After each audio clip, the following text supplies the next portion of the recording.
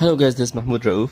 So in the last lesson, we learned how to import our TK library, how to import our tools, how to create our window, and how to give it a title, how to change the geometry, and how to change its background using the configure.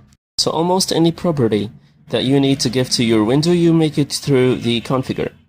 And then we created our main loop. So now we want to create some tools. So we will need a lot of tools in our program. And of course, not in every tool we will go to change its properties, its color, its font, and so on. It's going to be so tiring. So for example, for the fonts, we will put our fonts inside of variables, and once we need to use them, we will use them inside of our label, for example, by using the variable. So it's going to be easier for us to use the same properties all the time by using variables, instead of writing them again and again and again. We will write the font equals, and we will give it the name of the variable that includes all the properties of the font that we want to use. So we will go ahead and we will create our first font right here. So we will write the font 10, which is the name of the font that we will use as a variable. This is the name of our variable, then equals the name of the font itself. Then this number is going to be the size. It will be identified automatically. Then we will make it normal. We can make it bold, we can make it italic, it's up to us. Let's go ahead and create another one. So we will go to create the second one. It's going to be font 11. We will write q.s.101. This is the name of the font already. And then we will go ahead to write 30 and bold. So whenever we use that font, in a label, for example, the size of the label is going to be 30 and the font is going to be bold. So I already created a lot of fonts right here, so let's add a lot of them. Okay, and all of those fonts, guys, are already existed in the library. So instead of using all of these properties all the time, the font and its size and so on, we will just use those variables inside of the labels and so on. So we will go ahead to get a label. I imported the labels already, so we don't have to import it again. So we will create our label right here. We'll write self.label1 equals tk.label, and we will add it to our window, which is going to be master top, and then we will give it a text, which is going to be restaurant management system. So we will get self.label1.place, and we will give it the position exactly. Of course, we can use the grid system, by the way, and it's going to be about columns and rows and so on. Guys, these are all considered to be basics. So if you don't know anything from that, how to place them, how to organize your code, how to organize your tools, the grids, the properties, and so on, because if you are right here right now, that means that you know all the basics already. So all of what I'm saying right now about these basics is considered to be just revision. So if you don't know some of the basics, so you gotta go back to the basics course, guys. It's so beneficial. It will give you the all basics that you need. So inside of the place right here, we will give it the real X and the real Y. So the real X is going to leave a space from the left side, because as we know, the X is by the width and the Y is from the height. So the real X and the real Y are going to be right here to determine how much I'm going to leave from the top and from the left. So we will leave from the real X, it's going to be 268, and from the real Y, it's going to be 02.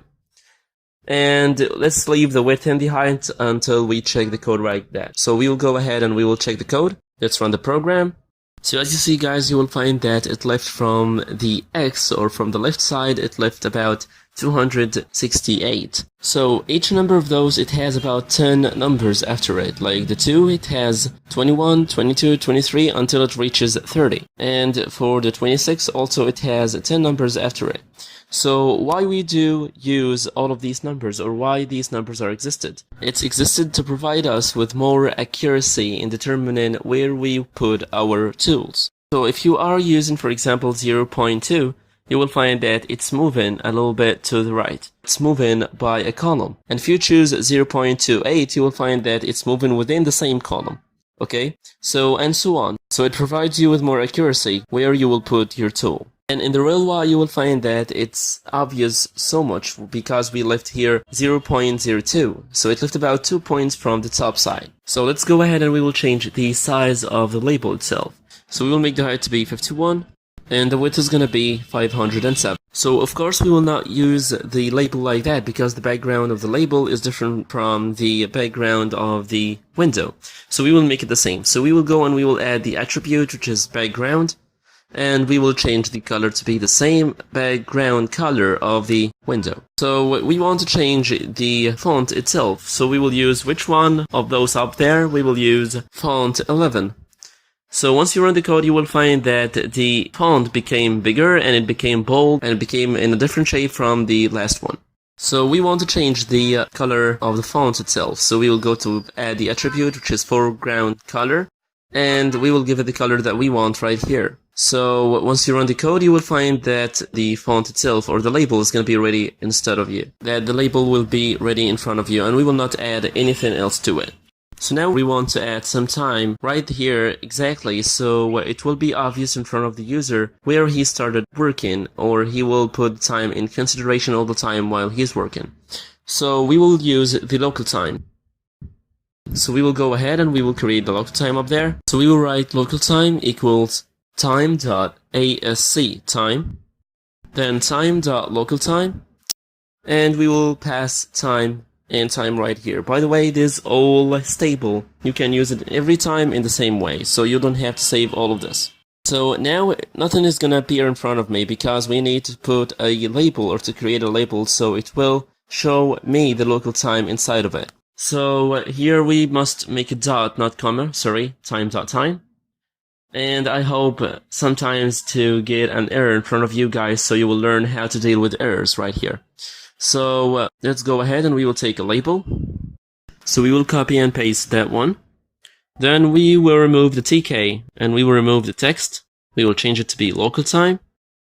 So first the text is going to be local time. Then we will change the foreground color is going to be steel blue. We will not use the hexadecimal this time. We will write FG equals steel blue. This is the name of the color. And then we will use another font, which is going to be font 16. So we will go ahead and we will change the text right here as well. So we will not get an error once we start operating the program. Then we will move to the place. So we will go to the rel Y, is going to be 12. And the width or the rel X is going to be 420.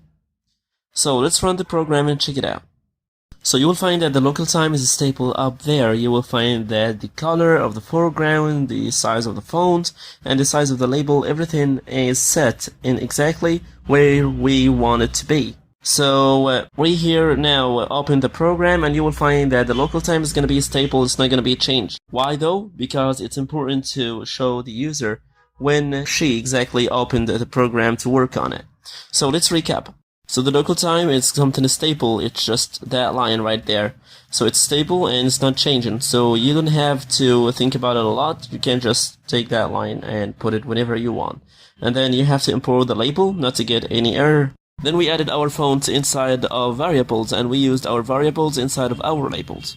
We put the local time inside of the label so it will be appear in front of us. We use the rel X to leave some space from the width, and we use the Y to leave some space from the top side.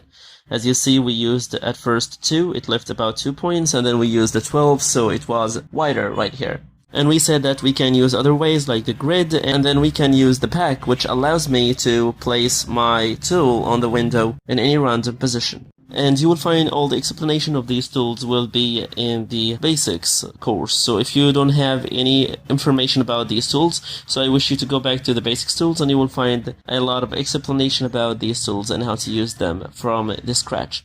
Thank you so much guys, and see you in the next video.